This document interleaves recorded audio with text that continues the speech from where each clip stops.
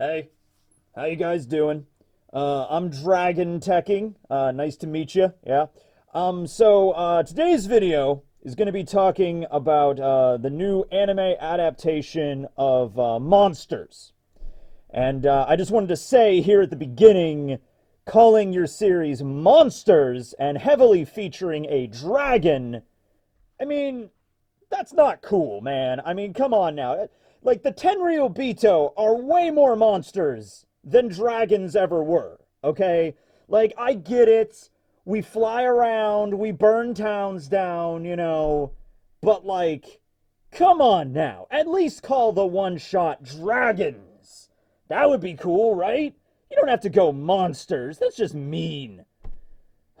All right, I just wanted to say my piece. All right, you good? Okay, I'll get regular teching back in here. There we go. All right, hey everybody. Oh, that was dragon teching. Wow, that's crazy, huh? It's nuts. All right, so yeah, a lot of anime adaptation news coming down the pipeline relating to One Piece. We have a brand new anime adaptation of the One Piece anime total, like starting over from scratch in the East Blue, that's going to be animated by Wit Studios sometime in the future.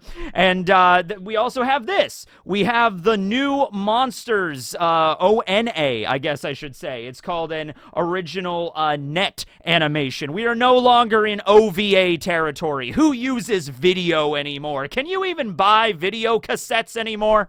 See, back in the day, we had these things called VCRs. They were really cool. What you could do is you could go to the video rental store. That's another topic for another day. Go to a video rental store, get yourself a movie, and then bring it back home, and then you could put it in your VCR. And what's really fun is if you had a second VCR or like a camcorder or something, you could copy the tape. So what we would always do is go to, like, we didn't have Blockbuster around where I lived. We had a place called Video Warehouse or a Box Seat Video.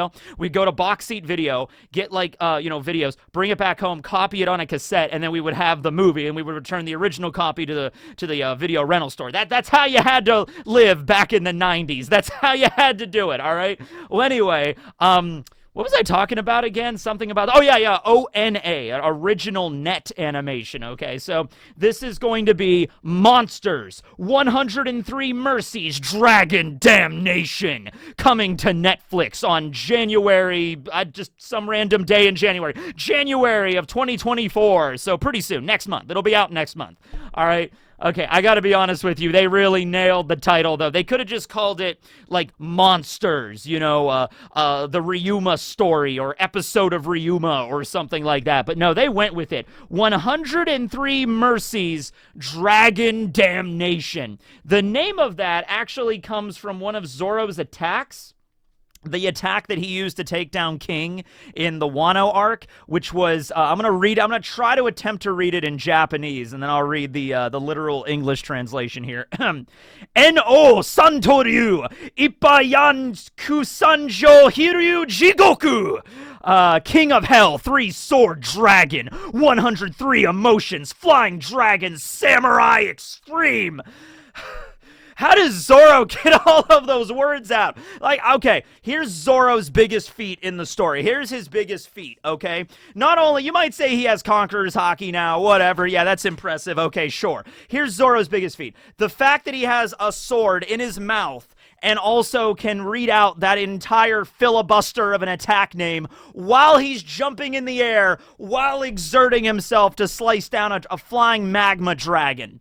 Actually, you know what? King turned into a flying magma dragon, and Kaido also turned into a flying magma dragon. Those are two more magma dragons than I thought would exist in the Wano arc. Also, Kaido gets thrown into a magma pool. A lot of magma going on in the One Piece world right now. Then you have a Kainu as well, right?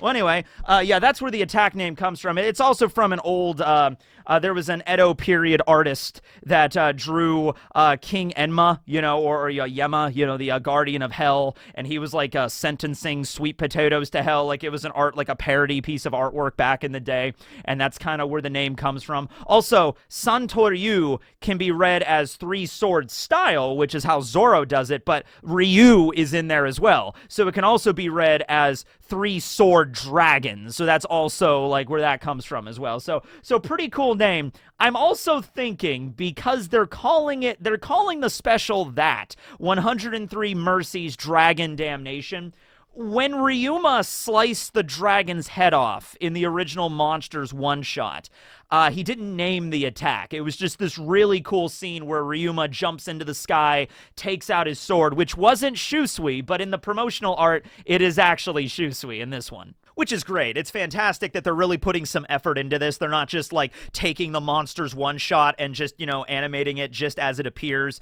They're touching it up a little bit to make it more connected to One Piece, right? Because Oda did confirm in an SBS that the Ryuma that shows up at Thriller Bark as a zombie that's reanimated via Moria's Kage Kage no Mi, fights Zoro, gives him the Shusui. That is the same Ryuma from the one shot. Now, the one shot came out in 1994. That was a little bit pre-One Piece, about 3 years before Oda released the first, well, not the first version of Romance Dawn, because there were 2 versions of Romance Dawn before that, but the final draft of Romance Dawn, which is the 3rd draft of Romance Dawn, which is chapter 1 of One Piece. You with me so far? Monsters was before One Piece, okay? So, for that reason, in the one-shot Monsters, Ryuma does not use Shusui. It's just a regular sword that has like a black scabbard. You don't see the indicative pattern like the cherry blossom pattern that's on Shusui. It's not a black sword or anything like that, right? And there's other things that like, oh, okay, like the place it takes the setting in is actually like an old Western kind of town. So I'm really interested in the ways that they're really going to translate this over, as it were, from the one shot to updating it to make it more One Piece-esque. Like, is it going to take place in Wano? I'm not sure. One thing before we go any further, though, I did do a video. I'm not going to go too much into the one-shot itself, because I already did that back in 2020, back during the plague times. I made a video talking about Monsters and Ryuma, so I'll leave that up here in a card. Also, something I will leave down in the description is a few months ago, I was on the Shonen Flop podcast, where we discussed Monsters, because the anime adaptation was coming out. So I'll leave a link to their website to go check them out. Really good podcast for some canceled manga series if you want to look into that a little bit, right? So anyway, though, so Monsters, right? So a couple of things that they could definitely change to make it more connected to the mainline One Piece story. So the first thing they did was Shusui. So we see that in the promotional images right here. Ryuma is holding his trusty katana, his Owazamono Shusui. I would also like for them to mention the rating of the sword, like the Meito. Little things like that would go a long way in this, certainly, to be like, oh, this is my sword Shusui, and it's a black sword. Haki is another thing that does not show up in Monsters because Oda didn't have One Piece yet, all right? So you could reference the sword, you could reference the Meito ranking system, you could reference the black blades, you can reference Haki itself. It's like, so Ryuma had armament Haki and perhaps even Conqueror's Haki. I mean, he was the sword god. Dude had an epithet named Sword God Ryuma. You know he has to have Conqueror's Haki, right? Also, it was referenced in the manga recently during Wano that Ryuma was a one-eyed swordsman. Well, during the Monsters one-shot, he has both eyes, okay? So I'm curious. I'm looking through some of the promotional images right here to see if there's anything that's like really screams out that he's going to lose an eye. I don't think it's there, in the poster or anything like that. He has both eyes, but who knows? There might be a scene in the one-shot where he loses an eye. So there you go. You have that as well.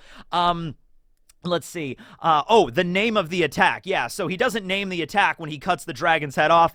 I guarantee you, in this adaptation, Ryuma's going to name the attack, and it's going to be 103 Mercies Dragon Damnation. And then that's going to be like several hundred... This technique would be used by Ryuma's descendant hundreds of years later to help liberate the land of Wano. And then that would be Zoro's technique that he uses to defeat King, all right?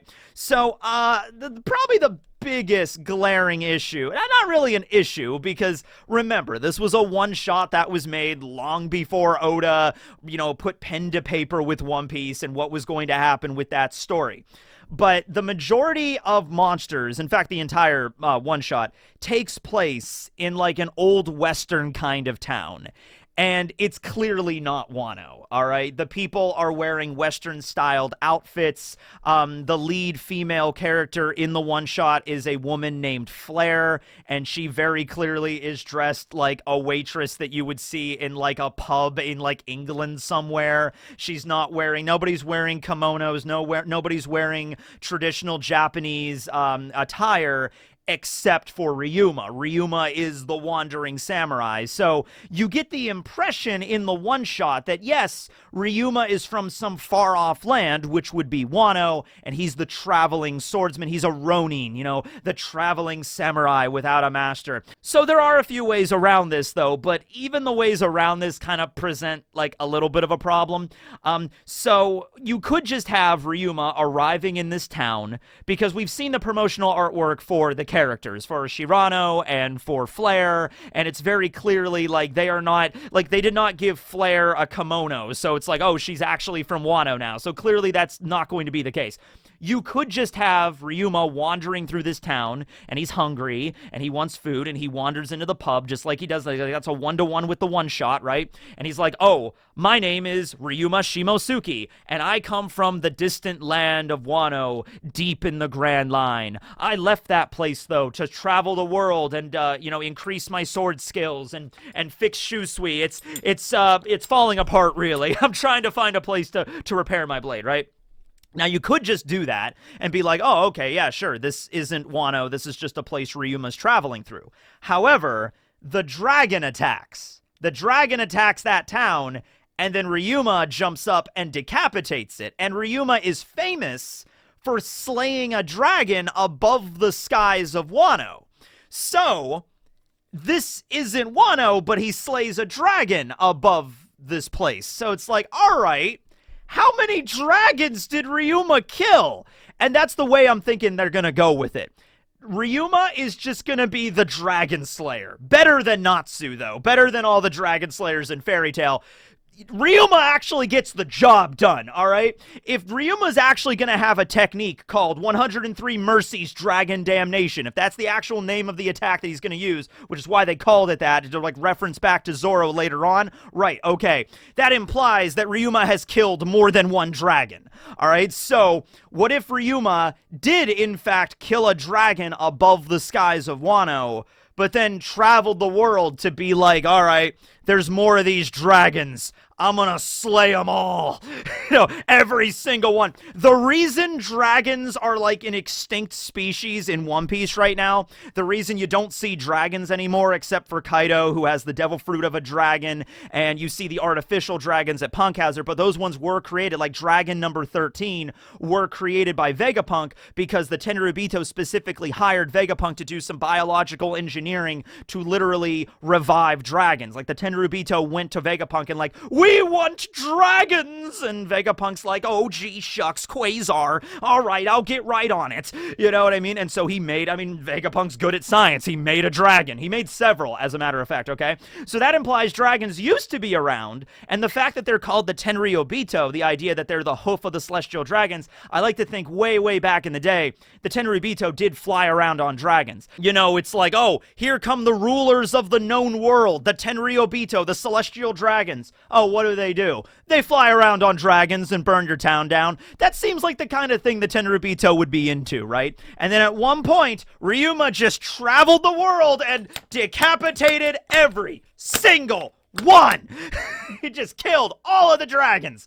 All right, every single one of them. And just like, oh man, we lost all of our dragons. And then, you know, Ryuma eventually like puts down his sword and he's like, well, I've done my duty, and then he dies, and then, you know, hundreds of years later, the celestial dragons still don't have their dragons. That's why they had to hire Vegapunk to do it, right? So maybe you could do something like that, where there is, and also, it does lend another theory, because people have been saying this. What if the dragon that Ryuma killed at Wano wasn't a literal dragon, like a fire-breathing, like, roar kind of dragon? What if it was a celestial dragon? What if that was who Ryuma killed, okay? And Wano is an isolated nation, so even if, like, you killed a celestial dragon and an admiral showed up, I mean, he's Ryuma, baby. He is Ryuma. He's the sword god. He could handle an admiral, even a badass admiral from back in the day. You know what I mean? Like, yeah, he's Ryuma, okay? So, you know, maybe it could have been something like that, or it could have been both. It could have been a celestial dragon on top of a dragon, and Ryuma killed that guy, and then he was like, all right, I'm going to travel the world and find more dragons to cut down, to the point where he's even developing techniques about it, okay? So in terms of the actual plot, it's pretty simple. I mean, it's a one-shot, so it's not a very long one-shot even. I've even read longer ones. The idea is that Ryuma wanders into this old west town. He gets some food from a cafe, a restaurant that Flare is working at. And there's also this traveling swordsman as well named Shirano, or Cyrano, okay? He's based off of a French nobleman, okay? That's where the Oda got the name from. And he is very much like indicative of Mihawk in terms of his overall design, but his personality is very different. He first appears as like, ah, yes, I am a calm, collected, stoic individual that has trained in the art of the sword. So him and Ryuma have a little bit of a battle, but Ryuma ends up losing for reasons. And then it turns out that there's this thing called the Dragon Horn, where you can blow it and summon a dragon. And there's this guy that, or I think it's when it's broken, it summons a dragon. And there's this dude named DR, who actually does show up in One Piece a little bit. We actually see his wanted poster at a certain point in one of the movies. He has a whopping bounty of 1.8 million. I know, it's scary, giving Alvida a run for her money. Actually, I think Alvida even has a higher bounty than DR. But anyway, DR is like a con artist that's working with Shirano. And so Ryuma kind of accidentally bumps into him in the street, and he drops the dragon horn. And it's like, oh no, I dropped it. A dragon's gonna show up, guys. It's this samurai's fault. And everyone's like, no. So everybody leaves the town, and that's when Shirano and DR make their, true natures well known, where they go around and they steal everything from the town. Which is interesting to me, because I even brought this up when we were doing the Shonen Flop podcast. It was like, Shirano is a good swordsman. He's a very skilled swordsman, and he's, being a con artist, going around town and, like, stealing money and stuff from people and, like, robbing banks and shit. It's like, dude, you're like, a genuinely skilled swordsman. You think you could probably make a living doing that, but it's like, okay, you're a con artist, all right. And so then Ryuma finds out about what's going on with that. The dragon does actually show up. He decapitates it, and he walks off. Okay, and that's basically the one shot. There's a little bit more to it than that, but you can go ahead and read it yourself, or go check out my video, or go check out the episode of Shonen Flop, okay? So, yeah, you could definitely flavor this more. You could just have Ryuma mention his name is Shimosuke Ryuma, mentioning his homeland of Wano, mentioning hockey, like actually seeing the hockey coming off of his blade. You could even do some more stuff with Shirano. Okay, because, like, he's a pretty, like, I am stoic and nice, but I'm actually evil. He's very cartoonishly evil in the one shot. He literally has, like, the Snively Whiplash mustache that's like, ah, ha, ha, ha, ha. He literally does, like, the mustache twirl, like, whoa, ha, ha, ha, I'm evil, whoa. It's like that is kind of like, I am robbing this town blind, for I am a bad guy, whoa. And DR is like, yeah, you tell him, boss, we're super evil, yeah. It's just like, yeah, I mean, like, it's a little cartoony. You can make that a little bit more, like, I don't know. You could give some more depth to his character is what I'm saying, right? You could do a little bit more stuff with him. In fact, even the promotional arc of Shirano in the anime adaptation, from what I'm looking at, compared to the way he looks in the one shot, is a little different. He has a little bit more of a masculine jaw in the anime. He's maybe going to be a little bit more of a Chad in this one, to use a modern day term. It's like, yes, perhaps, yes, Chad Shirano. So I don't know. It's probably going to still follow the same basic plot beats from that. But I actually don't know, how long is this one gonna be? I don't know if it actually says how long the ONA is gonna be. It doesn't really say. So I mean, like, honestly, you could probably get through the entire, story of monsters in, like, probably the regular runtime of a One Piece episode. Like, 20, 25 minutes, you could probably do the whole story, unless you add a little bit more to it, right? And so that's probably what they're going to do. I don't know how long it's going to be, but I think you could definitely add more stuff to add flavor to this, to, like, the Shimosuke clan, for instance.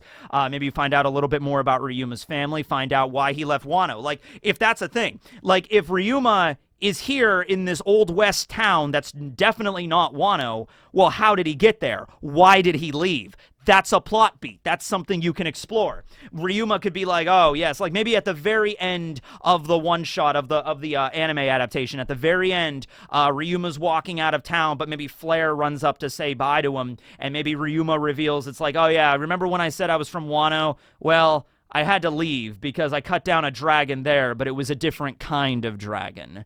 And so now I have to travel the world to make sure nobody else is like placed under the hoof of the celestial dragon, as it were. Like maybe Ryuma could have a cool line like that where he's like, oh, I know Wano is a closed off country, that we don't have to worry about the rest of the world, really, but maybe Ryuma was like, this is an opportunity not just for me to help people, but also to, like, improve my sword skills.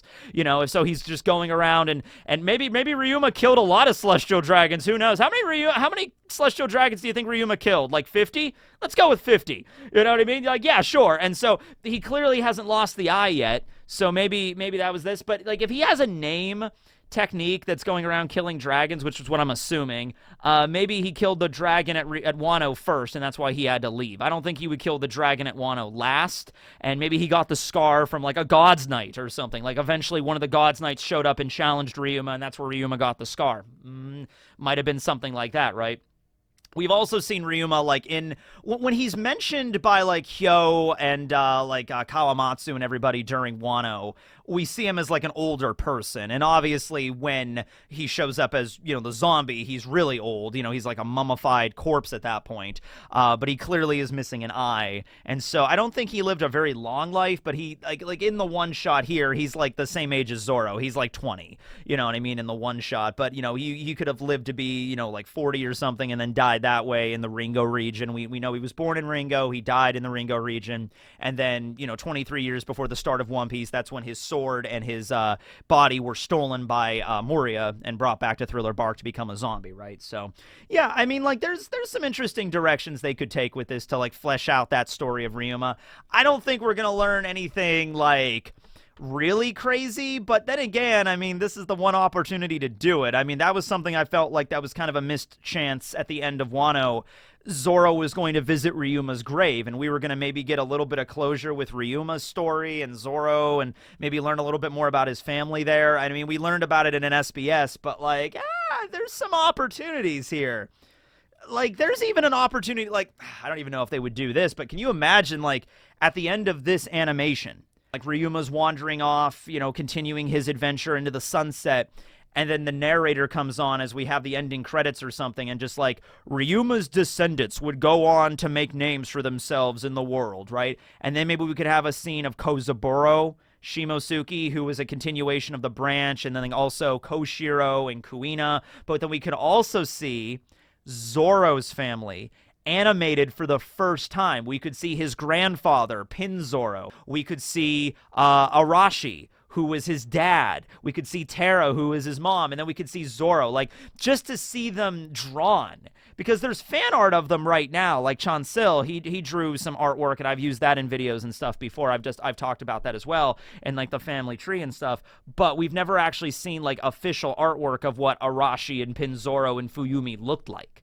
So we could see that here. This is an opportunity. Like, as the special is ending, we just see flashes of, like, oh, here are these people, and then Zoro's at the very end, and Kuina's there too, or maybe Tashigi confirming that connection, Like, when else are you gonna do?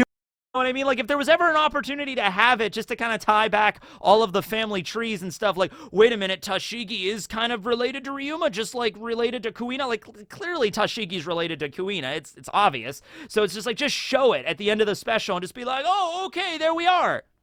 If there's ever a chance to do it, it would be now. I can't really see any other opportunity in the story to do it. Like, when else are you going to do, unless you do another series that's just like a Ryuma-based series. I don't really see it, right? Anyway, that's the video. Get hyped for the new Monsters adaptation. Yeah, thanks for watching, everybody. This will be Tekking, signing out with my ultimate technique. Let's cue that up again. N-O Santoryu Ippa Yang Kusu Sanjo Hiryu Jigoku!